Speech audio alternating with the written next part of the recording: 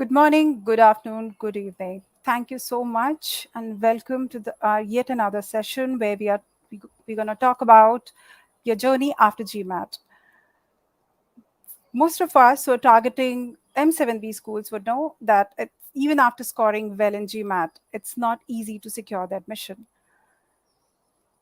Today with us, we have Vijay and Angela from Career Protocol team who will be talking about the journey that's required or the strategy that's required to get into the M7B schools or the what is that X factor that can help you secure the admission.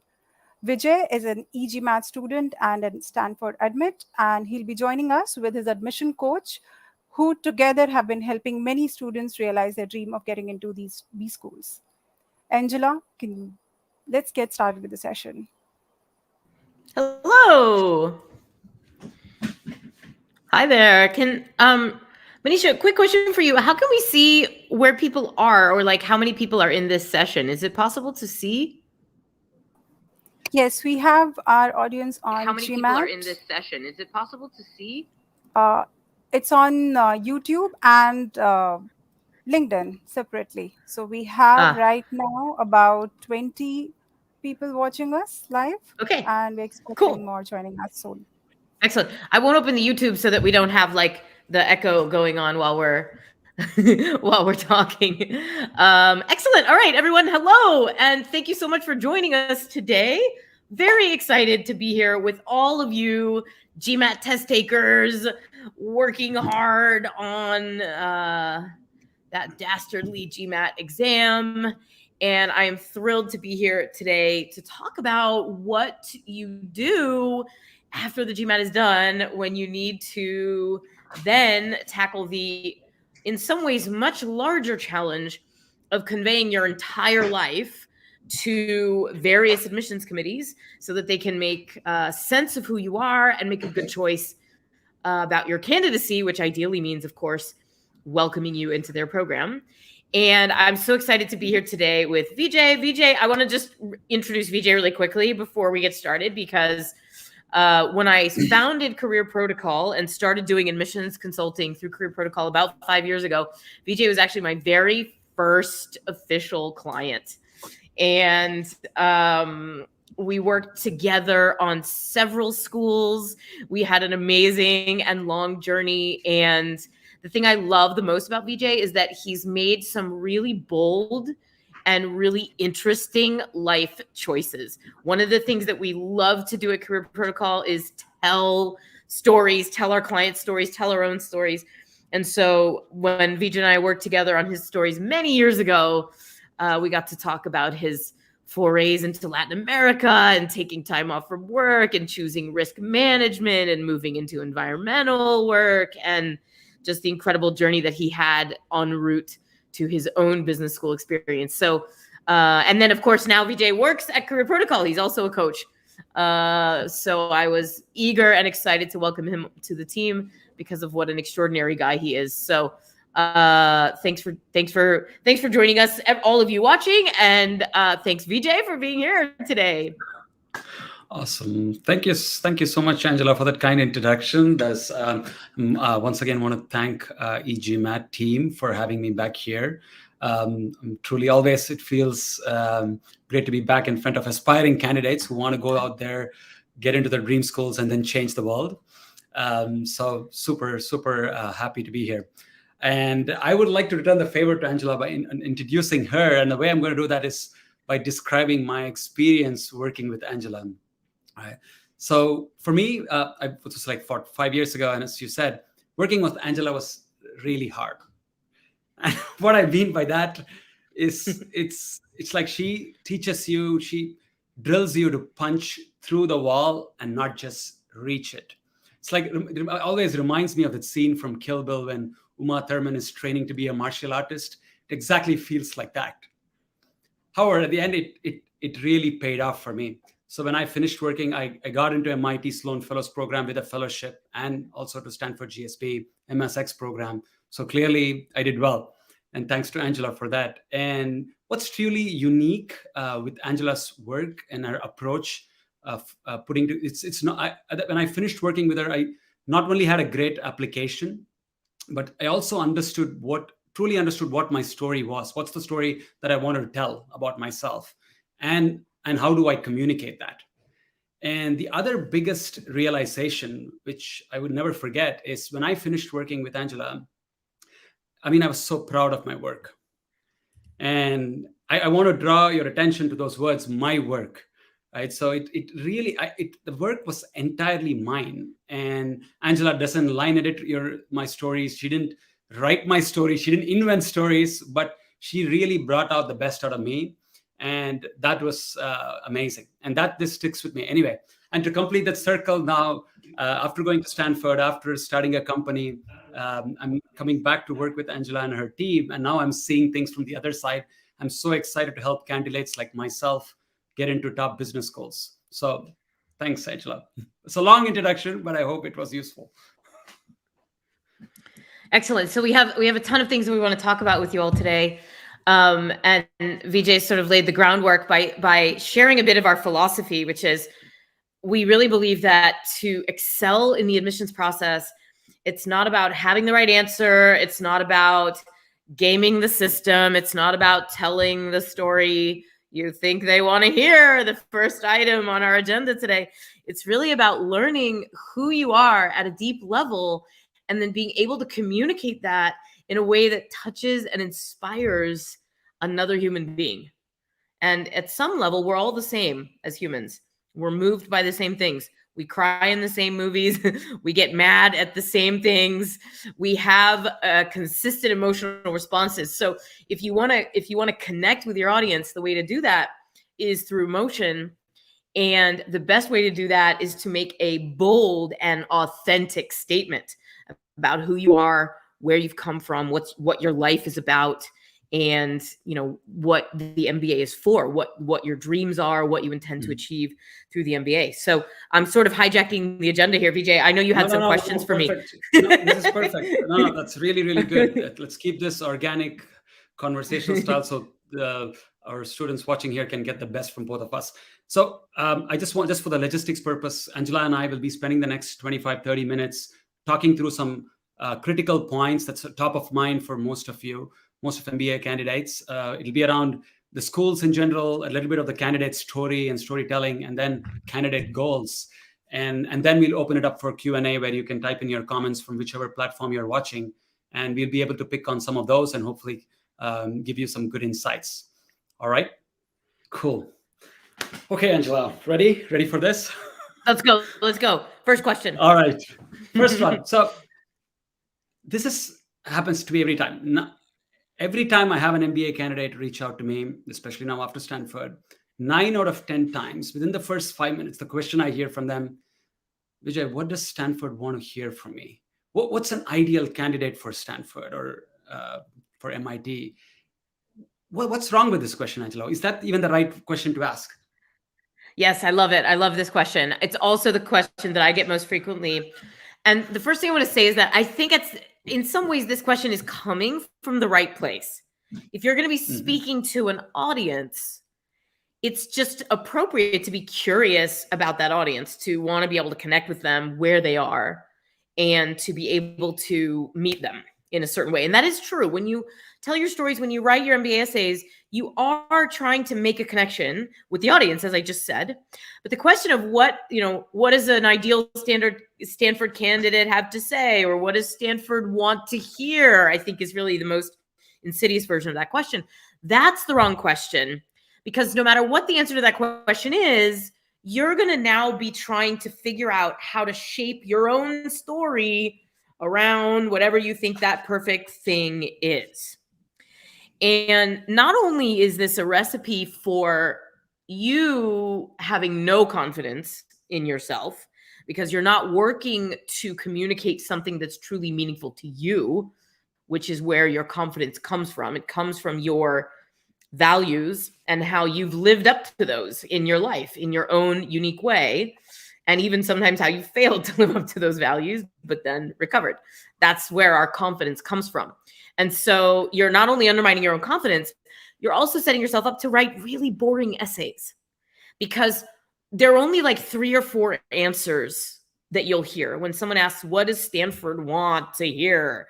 You're only going to hear like 3 or 4 things. You know, they want someone who's going to change the world, or they want people who are values driven, or they want really accomplished people. You're going to hear like a few kind of really standard answers. And almost everyone else who's not watching this video is going to try to write an essay that fits those 1 or 2 or 3 qualities that they think the school wants to hear. You're going to like shoehorn yourself into this essay that you think matches their expectations. And that's going to make you sound like absolutely everyone else, which is very boring. Just imagine sitting and reading hundreds of these essays in a day, and every single person is trying to show you how they're a great business leader and they're going to change the world. The one person who's making a bold, authentic statement about who they really are is the person that's going to catch your attention. It's going to make you want to advocate for them. And this is true not just for Stanford. This is true across the board. Your goal really in the essays is not to placate the schools, not to please them, not to pander to what you think they want to hear. It is rather to look closely at yourself, to do yourself the honor, to show respect to yourself for the life that you've lived, the choices that you've made, what you've achieved, and come up with an understanding of who you are that actually inspires you, with statements and values that inspire you. And then go about telling the story of those values and those achievements as they unfolded at the time. And then we start to get into storytelling strategy, which is a whole different thing. Once you decide what you're going to write about, you know, how do you go about writing it? That's a whole different thing. But when you're trying to figure out, how do I present myself to the adcoms, you really want to eschew anything that feels like trying to make an argument or a case for why you belong there, and then to try to make the story of your life match what you think the schools want to hear. Was that clear, Vijay? I rambled a lot there, but no, a lot of information. That's a lot of information, but as you said, the highlight is stop trying to please the schools, right? The school is always looking for this unique candidate. And I always say this when I work with my students. It's like think about it like a gourmet chocolate box, and they're trying to fill this with very unique people. So they don't want to have 5 or 10 of same dark chocolate. They want to have people of different flavors, different experiences, and that's when the cohort becomes interesting and they learn from one another. So that's definitely another reason why you should not trying to sound like somebody else, right? Yeah, so, okay, I love that analogy, the gourmet chocolate box. I love it. So while everything what you said is true, Angela, there are, however, some inherent differences between schools. Harvard is definitely slightly different from Stanford, from Booth, from Wharton. So how do you think students should take that into consideration while preparing the application? What and where should they even be looking for? How should they even be going about doing that research, finding out those small differences? So that's, so the first thing I want to say is that you do want to get to know the schools intimately. They're all different from each other. They're different culturally, pedagogically, geographically, class composition wise, curricularly. They're all quite different from each other. And the truth is, no matter who you are, you're probably going to be pretty happy at just about any top program that gets you access to the recruitment opportunities that you want post MBA. So the one filter I think people have to think carefully about is, can I get the job that I want post MBA from school X and Y and Z? And you'll see that, for example, if you want to go work at MBB, if you want to work at Bain, BCG, or McKinsey, those companies are mostly recruiting from most of the top 20 schools, and certainly concentrated in the top 15. So if your post-MBA goal is to get a job at BCG, there are a lot of schools that will get you there. It's not just Harvard or Stanford. So that's the first thing, is that you want to be thinking broadly and generously about all the programs that are going to help you achieve your goals as you're concocting your school portfolio mix. Then you want to get to know the schools intimately, so that when you write the essay about your future, your goals, and why you want to go to that program, you're able to paint a really vivid and detailed picture of what your life will be like at that school. And this is much more important for some schools than others.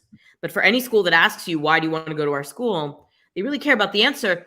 And it's not because they're scrutinizing your goals or your values or your choices to see if you fit. Remember, that's about being authentic. When you talk about yourself and your past, there you want to make that bold, authentic statement that Vijay was talking about.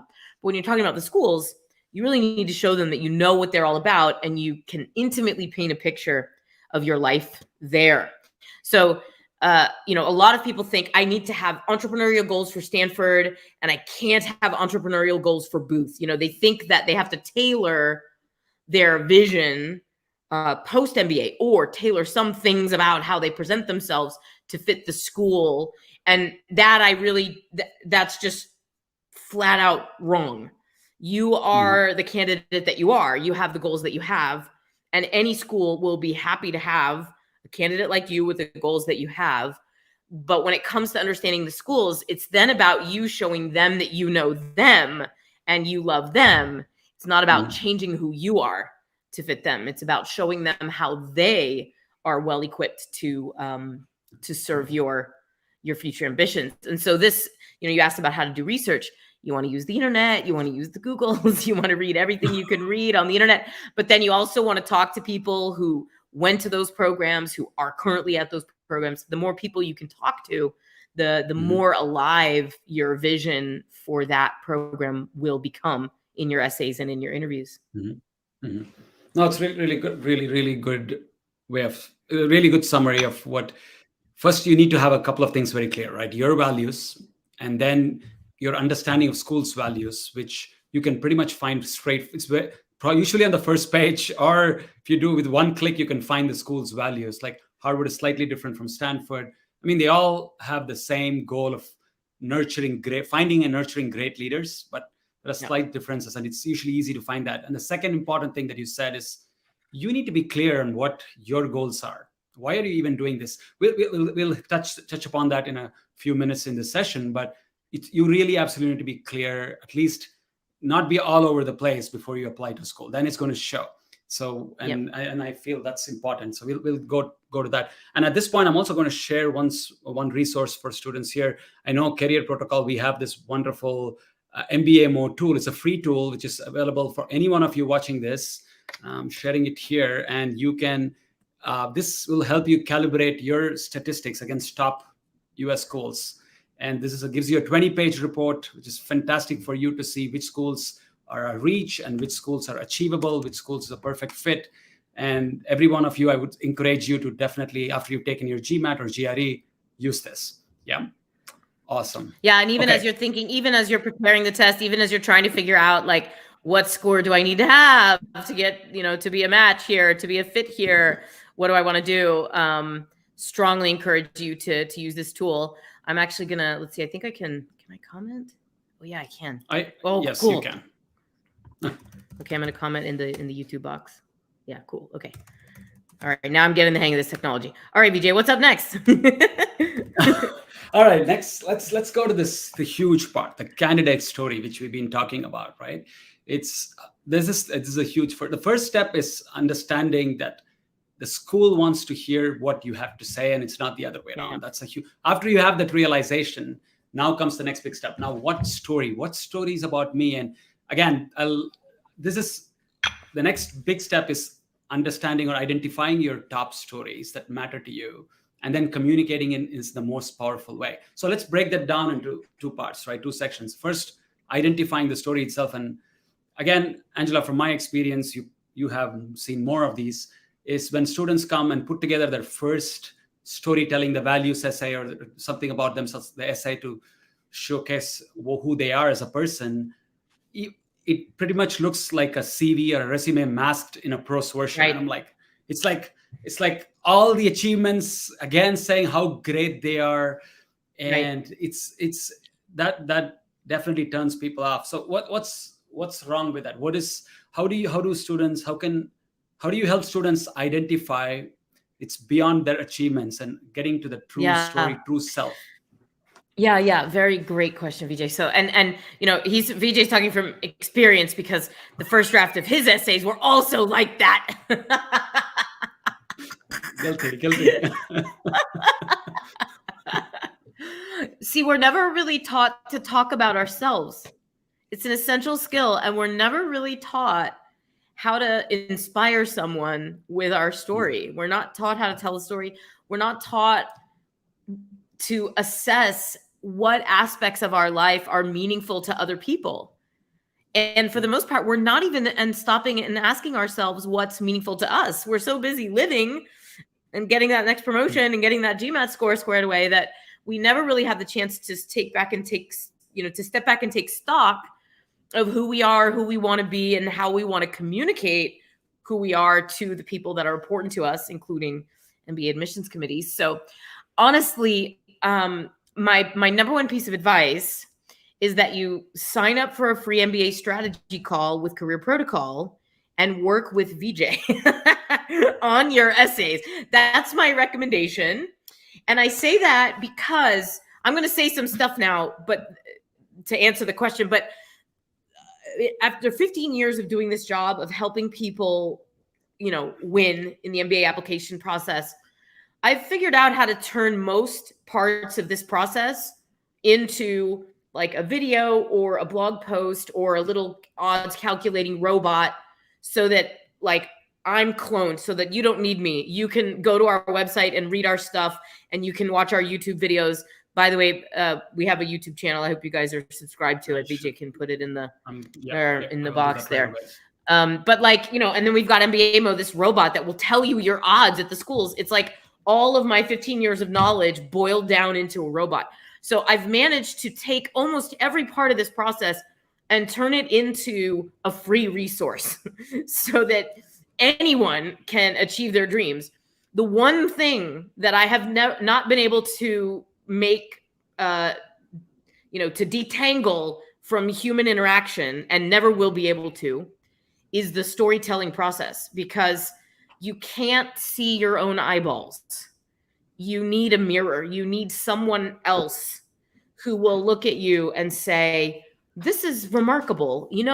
I've talked to a lot of people like you, and I've never seen anyone do something quite like this. And this decision you made when you were working on that project, that was really unusual. That took a lot of courage. That really shows me what you're made of. All of these kinds of things are very, very hard to see by yourself. So your very best stories, I'll just give you an example of someone I worked with many years ago, like investment banker, private equity, super strong GMAT, really, really accomplished person. Turns out that the most compelling story this person had to tell was about his wife, about how he met his wife and how this woman and their partnership had shaped several of his life decisions. And I guarantee you, sitting in your chair alone with your computer, you're never going to think to write about something like that in your MBA essays. But it turned out that was the thing that was so unique and compelling that really allowed that candidate to showcase everything that he is, his best self. And so you really kind of do need a partner for that, to do it as inspiringly and compellingly as possible. So like I said, talk to Vijay, request a call with our team. Talk to Vijay. Consider working directly with Vijay. He's an amazing guide. But the short answer is you want to look for the experiences in your life where you've made bold choices, where you did something that was not necessarily predictable or expected or on the path that you were already on, or maybe it took some courage, or maybe, other people thought you should have done it another way and you did it your way. The most valuable stories in your life, the places where you really reveal what you're made of, are when you make choices, and usually choices under uncertainty and difficult circumstances. So those will begin, that's a place to start to look. And by the way, we have a ton of resources on our blog. Just go to careerprotocol.com, a ton of storytelling resources, brainstorming exercise. If you're determined to complete your MBA journey by yourself, please check out all the stuff that we have on our website, because we are trying to put as much of this stuff out there for free as we can, because we know we can't help everybody. But that's kind of where the magic happens. It's in discovering the places in life where your character was defined and displayed for all the world to see, and then talking about that and sharing a vivid story. And Angela, that's a really good point that you touched on, right? When you said discovery, that's the word, key word. And I know you at Career Protocol, we use this discovery document approach. And when I was introduced to that by you, it was this 20-page document that I had to fill in. I'm like, oh my God. I thought this consultant was going to do all the work for me. What do you mean? I have to do all of this. Anyway, I'll tell you why it was so helpful, especially I'll take this opportunity because I understand majority of students watching here could be from Indian background, and culturally, not just India, but many other countries, they don't have this culture of introspection. Because busy people are busy living their lives day to day, and it's not a culture where you're given time to think about yourself or reflect. And that's so important, not just in the application process. Actually, when you get into the MBA process, I'm talking about this from experience, is the whole journey, the whole business school journey is a lot about reflection.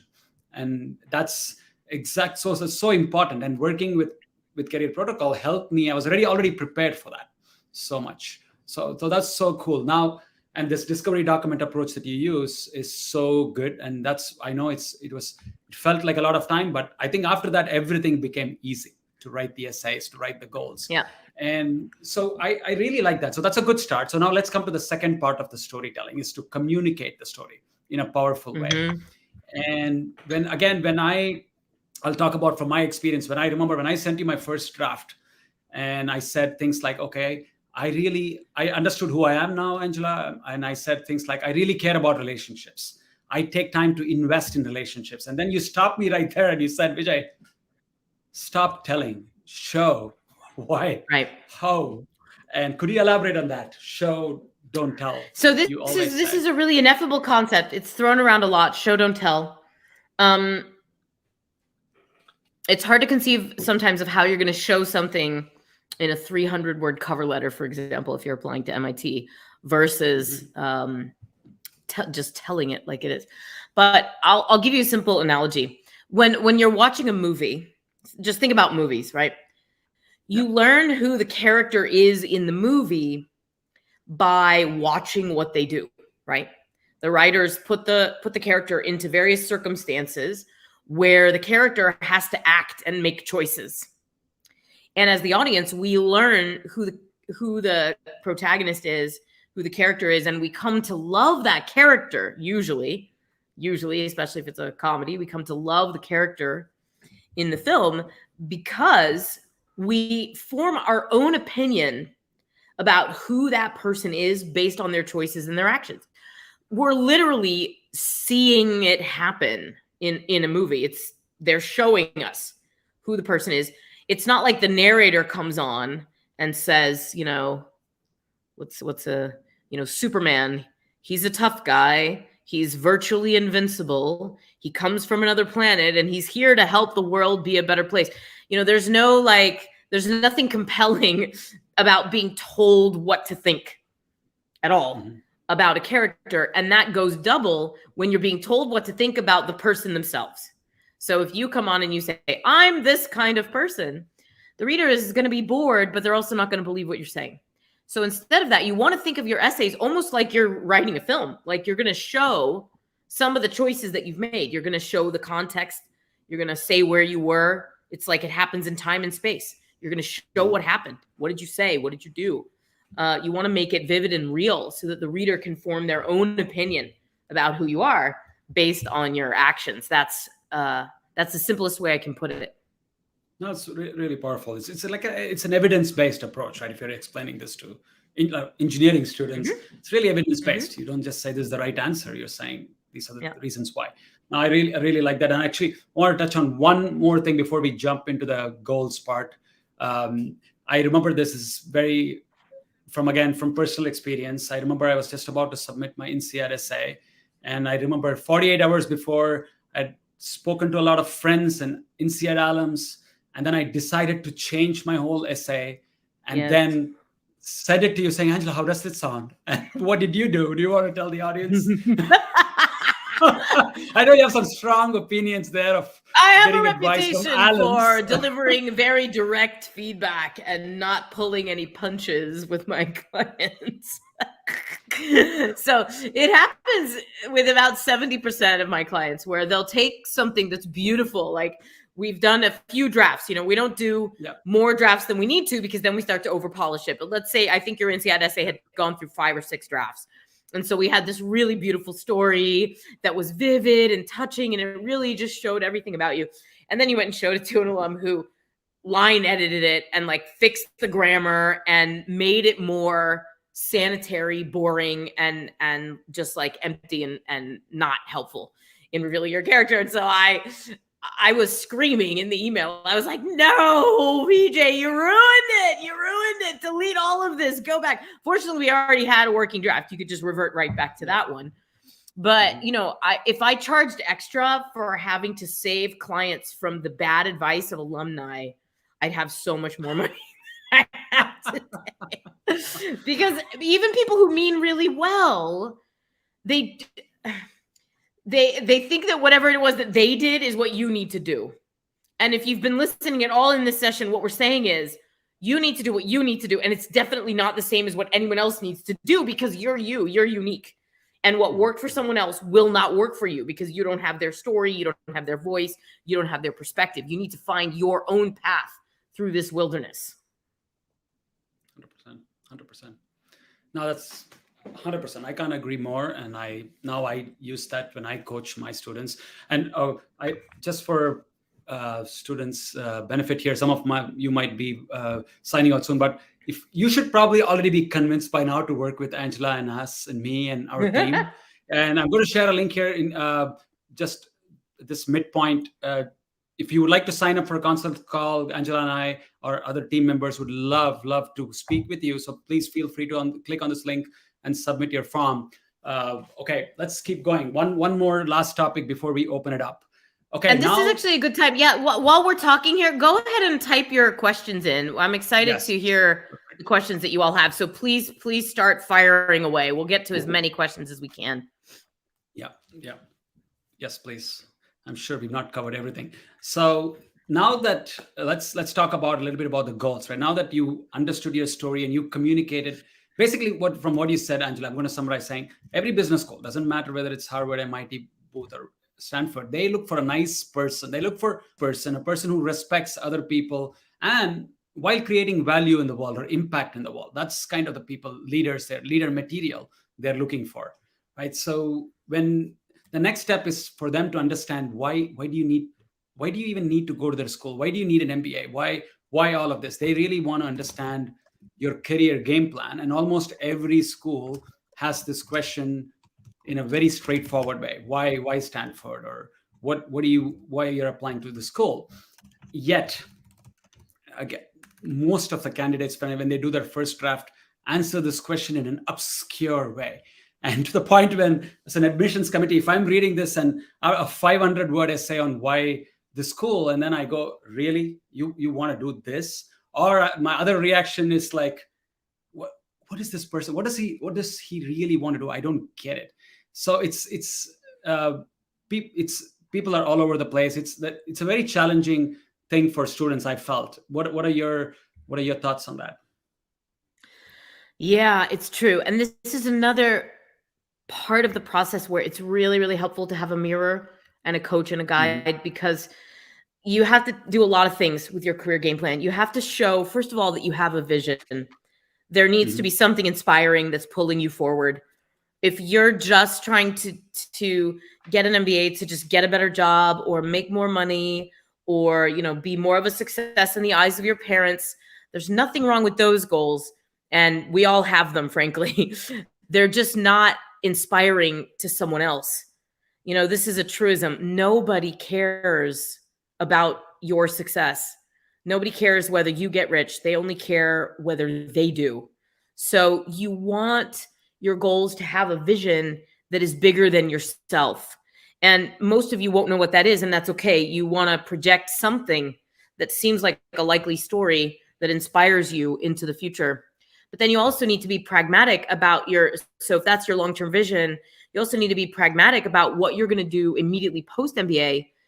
And you need to be sharing something that is credible and achievable. So you also have to be quite logical when you're thinking through your short-term goals, because schools don't want you to graduate without a job. They want you to be successful. and they're trying to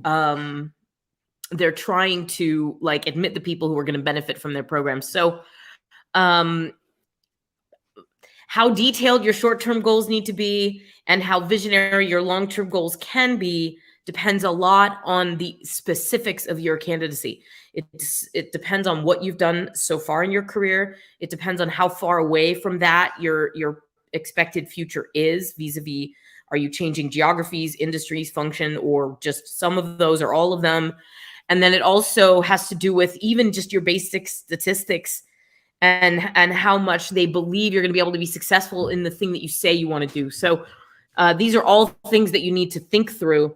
And then you need to communicate them, again, with varying degrees of specificity based on your background. And so we put a lot of emphasis on the career game plan at Career Protocol because we're fundamentally career coaches. And we really believe that the MBA is a waste of time if you don't have a plan to really capitalize on it to achieve your goals. And then, of course, to pay off your debts because it's an expensive degree. So these are things you really want to think about. And Angela, it's a good point. You said that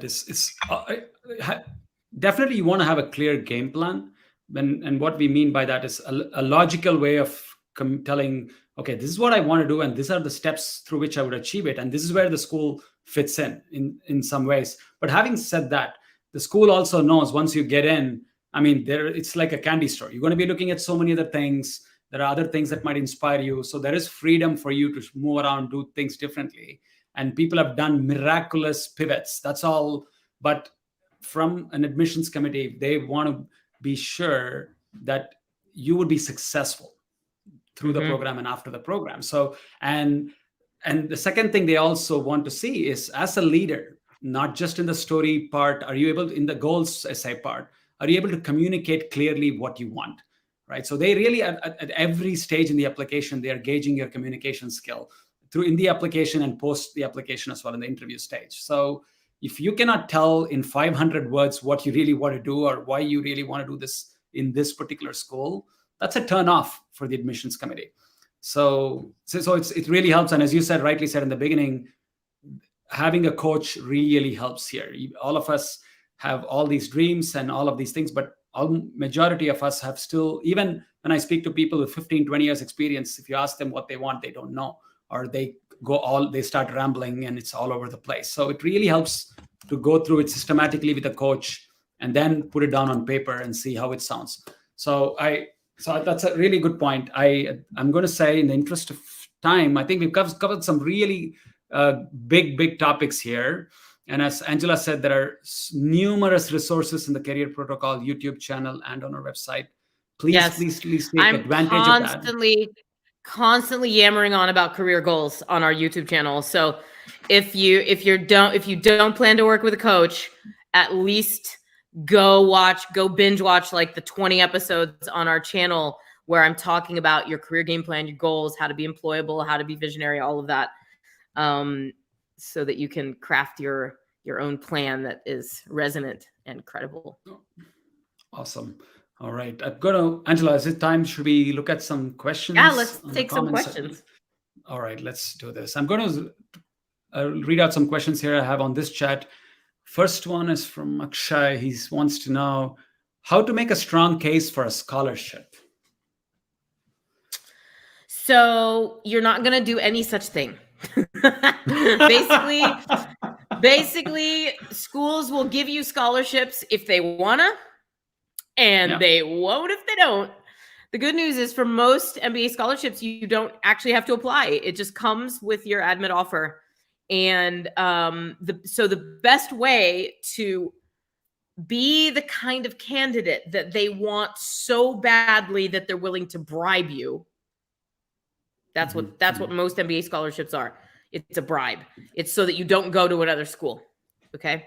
So the best way to be that kind of candidate is to do everything that Vijay and I have said today. It's to tell a story that really touches the reader so that when they get to the end, they're like, oh my gosh, this is a complete human being. And I love this person. I want this person in our community.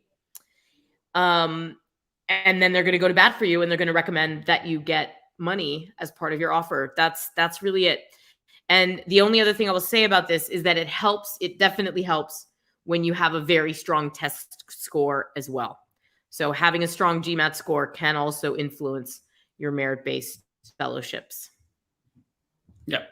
No, definitely, 100%. And you're right. You're right. There is mostly need-based scholarships, or there are need-based scholarships and merit-based scholarships, and it of course definitely differs from school to school. And as you said, I would have never used the word bribe, but I see why you did that. That's correct. That's probably true. There's no sugarcoating to that. Yeah. Okay. Another person has a question about deferred. Could you please discuss a little bit about deferred M7 admissions? I think he means. Yeah, I'll just say a tiny bit about this because for most people, you don't have a chance of getting in deferred. That's not true for everyone, okay? But for most people, so if there are 100 people in here, maybe 5 of you would have a shot at getting in deferred versus 20 or 30 of you would have a shot at getting in full time later. This is just based on statistics and numbers. So the reason why deferred programs are so challenging is because the admissions committees are making decisions on you with very little information, and that's risky. So they're only going to admit candidates to the deferred admissions program. So this is someone who's applying at the end of their university experience. They're going to get into a top program, then they're going to go to work for 2-3 years, and then they're going to matriculate. So they're basically buying you 2 or 3 years early, and then you're going to go and study much later. And they can't, control what you do in those intervening 2 or 3 years. You may show a lot of promise at the end of university, but once they let you in, you could also just sort of do nothing and then start the program. Now they have some guidelines and some rules, but basically it's just a risky proposition from their perspective. So they're really only going to do it in the case of rare candidates. So candidates that are coming from a background that is not one that they think is going to be likely to reapply. So this is people who are going into science, people who are going into technology, people who, if they don't get in now, might never come back to business school. Likewise, people who are from very rare demographics, so from underrepresented countries, these kinds of backgrounds where if they don't let that person in now, they might not get the chance later, or that person might go to another school later. So on top of needing to be an amazing candidate for business school right now, as a university graduate, even with minimal to no work experience, you also need to be coming from a background and going into a career that is a match for how these schools think about deferred admissions. So all the rules still apply. You need an amazing resume. You need amazing essays. The admissions process is exactly the same. You're just drawing from less experience. So you need to project a level of professionalism that may or may not already be demonstrated in your resume. All of that said, as much as discouraging as all that commentary was, there's really no downside to applying deferred, because if you don't get in deferred, you can just come back and reapply in 3-4 years and they won't hold it against you. So if you want to kind of roll the dice and give it a shot, by all means, go for it. And just understand that, especially at the top schools, the Harvards and Stanfords, it's brutally competitive. Okay. No, really good point. The next question, I think it's not really related, but should your approach towards a deferred admit program be similar to approach for the regular program? Yeah, I was also answering that question. It's the same. You did already, so it's the same. Yeah, it's exactly the same. It's just same essays, same. You need to show character. You need to show vision. You need to show experience. It's all the same. Okay. I think the next question is about is about the career goals, or why this particular school, and this person is asking about, can I mention those courses and offered in the program?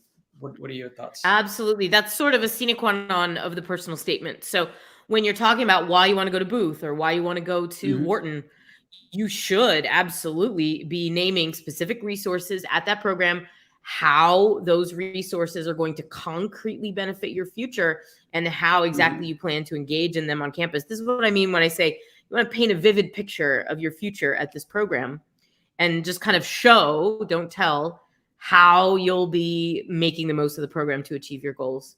It's really, really important. And this requires quite a bit of research. This is significantly beneath the surface level research. 100%. And that's a very, very recently when I worked with a client, this person was trying, definitely the first few drafts could never get beneath the surface, right? And that is, again, the school, when they're looking through thousands of applications, especially in the top schools, they want to know that you've taken the time to actually go and look through the resources. And if I say, for example, if you're looking at MIT or Stanford, it's more than just a business school, right? That's a very important point you need to keep in mind. There are 7 other schools there within the university, and they always have the flexibility of taking courses from the law school or from the education school. And you definitely want to be leveraging all of those. And it's to your benefit if you're actually able to say, hey, to make this career switch, I'm going to be taking this particular course or working with this professor or this club in this other part, not just the business school. It definitely plays to your advantage, right? They know that you're serious about the school. And I think that's, I think that 100%. Yes, I agree. Yeah. They care about fit. They care about what they have to offer you. You know, they're not purely mercenary organizations. They're trying to help their students grow. So they want to see that you've thought that through carefully. Yeah. Yeah. And then don't use, I would never say, definitely don't use that space to say why their school is so great, so awesome. And I've seen that said so many times in those goals essays. Like, Stanford is amazing. That's why I want to go. They know it's amazing. And you don't have to tell them that. Yeah, they don't need you to tell them. That's right. Yeah. So, okay. I think we might have time for one more question. Yep. Let me see here. Okay, I think we already answered a question about profile getting evaluated. Please look at the MBA Mo tool, which I shared. I can share that again. We talked about scholarships. Yeah, it's just mbamo.com, mbamo.com. And that will give you, you just enter a little bit of data into the robot, and then it will give you a 20+ page readout on your specific candidacy vis-a-vis that program. So that's totally free, and you can do it for all the schools. There's 30 schools on there. So please, everybody, check that out. Yes, please do that. I just shared that again. So one last point before we wrap this up. Person is asking about low GPA, which I think I would summarize that into make it more broader weaknesses. All of us have weaknesses in our candidacy. And you always say, I remember, you have to discover your defining quality as an applicant to manage the weaknesses in your application. How would you? Yeah. And there's a similar question here, which is, I have a fragmented work experience. I have, 15 years of education. Wow, that's quite a bit of education. So there's a bit of a band of people that tend to get into the top programs. It's people who have strong undergraduate grades, strong test scores, and have had between 3 and 6, 7 years of work experience in 1 or 2 or 3 companies and have progressed steadily up through the ranks. That's the average MBA student. But there are plenty of people who fall outside of that average, people who have longer years of work experience, weaker GPAs, weaker GMAT, et cetera. I had a client this year who had a sub 3.0 on a 4.0 scale GPA from undergraduate and was 10 years into their career and got into Stanford full-time MBA. Both of those things, some people would say, would be a deal breaker for that candidate. But it turned out that candidate had a really incredible, inspiring story that transcended the statistics. So it's kind of what we've been saying all along. Your best bet here is to really compel the admissions committee with an insight into who you are as a person, into your character, so that when they're deciding, they're not rejecting a test score or a GPA or a resume.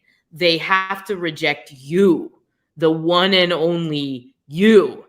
And it's hard to reject a person when you get to know someone and you kind of like them, which inherently you do if you get to know them. It's hard to then be like, nah, I'm not going to support that person's dreams.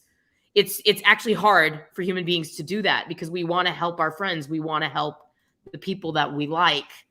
And if you make the admissions committee like you, by that I mean be inspired by who you are, what what you're made of and where you're going, then they're much more likely to forgive any of those weaknesses that you might have in your candidacy. And of course, there are no guarantees. So for every client, we've had who got into Stanford with a terrible GPA, we've also had clients who didn't get into Stanford with weak GPAs. So there are no guarantees, but the thing that's going to serve you best is to really make your application a work of art that really expresses you. And that's the best you can do to transcend any weakness. 100%. No, it's a really powerful point when you said it's hard to reject a person than just scores and achievements. And I wanted to take this opportunity to say the admissions committee, they're first of all, two things, right? They're very smart people, right? They know who's being authentic, who's not. And the second thing, they're also human beings, right? So they're empathetic for sure. So they know if you're being true in your application, saying, yes, I do acknowledge this is a low GPA, but that there are reasons for that. Then I've done other amazing things. They do take that into consideration. So 100%, I completely agree. That's a very powerful point to end this on. I think, unfortunately, we have to wrap this up now. This is just, again, Angela's basically just scratched the surface. There are tons of other things. And if you are interested to work with Career Protocol, you'll get to benefit a lot more than this. And I can tell you that. Sorry, I interrupted you, Vijay. Finish, and then I have 2 action items for them. No, I just wanted to say, I'll tell you again from my experience of being your student to now working with you, I see it's all the knowledge and experience that you built now. You also have built a very diverse team who bring all their inputs to the table when we look at candidates and we help candidates. So it's not about somebody just paired with me as their coach, but just to let you know on a small secret, when you work with Career Protocol, you get the entire team's input. We have weekly essay workshopping sessions where the team contributes to your essays and your resume and everything else, right? So you get more than just 1 or 2 people. So it's so powerful, and I'm not sure how many other places could say that. Yeah. We have a really good time at Career Protocol. We love what we do. We love our clients. We love sharing their stories with each other and successes and all of that. So just 2 action items for all of you. First of all, thanks so much for joining us. Those of you who joined live, if you're watching this later, thanks for tuning in. We love what we do. We love talking about stories, and we love helping people achieve their dreams. So thank you so much for being with us today. If you want to take 1 action after this call to make your MBA journey a bit better, I really encourage you to subscribe to our YouTube channel. It's just youtube.com/Career Protocol. We put out new videos every single week that are just like a ton of free advice. So please subscribe and stay tuned so that you can continue to benefit from all of our wisdom. Vijay and I have a video coming out really soon where we talk about Stanford, which you'll enjoy. And then the second thing is to request a call on our website. You can't miss the button. You just go anywhere on careerprotocol.com and there's like talk to us buttons everywhere, and just fill out that form and request a call, and you can talk directly with Vijay. You can have Vijay's direct attention on your MBA strategy. He'll give you advice, and then you can consider if you want to work directly with us, with the team, with Vijay specifically, which I highly recommend on your applications. So thanks, everybody. Have a wonderful rest of your day and a wonderful MBA journey. I hope to see some of you around the Career Protocol campus. Yep. Thanks, everyone. Good luck. Thanks, Angela.